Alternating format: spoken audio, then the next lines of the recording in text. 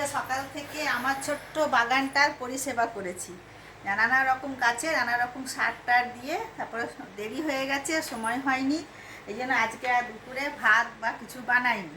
দেখুন আজ আমাদের দুপুরের মেনুটা আপনাদের দেখাই। আজকে লুচি, বেগুন ভাজা, ছোলার ডাল, পালং শাক দিয়ে ডিমের অমলেট আর মিষ্টি।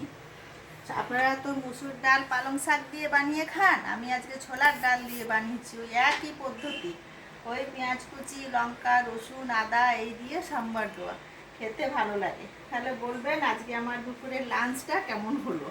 আজ গাছের সেবা করতে গিয়ে আমার আজকে নিজের এই সেবা। ঠিক আছে বন্ধুগণ, ভালো থাকবেন, আমাকে লাইক করুন, ভালো লাগলে বলবেন। আমি রাখলাম, এবার আমরা খাওয়া দাওয়া করি, আপনারাও খাওয়া দাওয়া করুন।